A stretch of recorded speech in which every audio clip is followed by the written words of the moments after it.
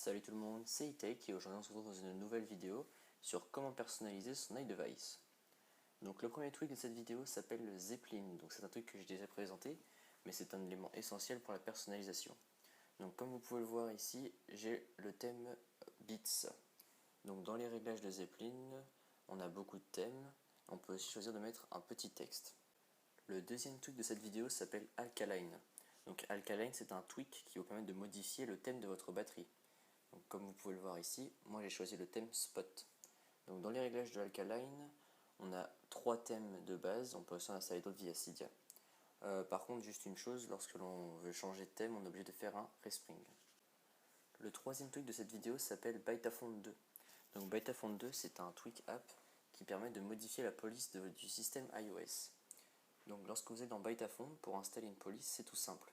Vous allez dans Browse, vous choisissez votre police, vous faites installer via Tweak Mode, ensuite vous revenez ici, vous faites Enabled, vous faites Font, vous sélectionnez la police que vous avez installée, vous revenez et là il faudra faire un respring. Ensuite, le quatrième truc de cette vidéo s'appelle Winterboard. Donc vous voyez mon thème d'icône est différent. Justement, c'est dû à Winterboard. Donc Winterboard, c'est un tweak qui se présente comme ceci au début. On n'a rien dedans, on a juste ces deux choses-là, là, no undocked icon labels et no docked icon labels. Et après, via Cydia, on peut installer d'autres thèmes. Donc moi, j'ai le thème Iris.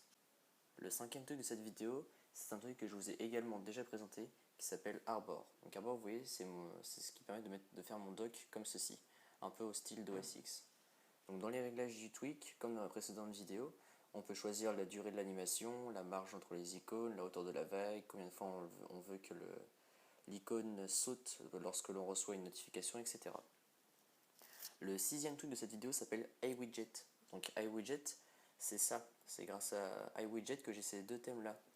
Donc pour configurer un widget, c'est simple, on reste appuyé sur un espace vide, on choisit un widget, donc par exemple on va remettre Analog Clock et on fait Add.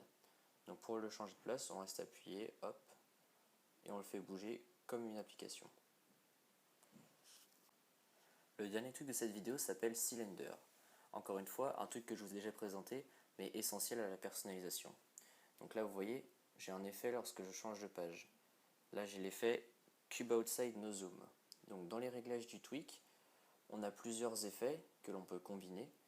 D'ailleurs, en les combinant, on peut créer des formules. Donc c'est-à-dire que directement, en choisissant deux tweaks, on peut en faire un seul et même effet. Donc voilà, c'est tout pour cette vidéo de personnalisation. J'espère que ça vous a plu. Likez la vidéo et abonnez-vous. Salut!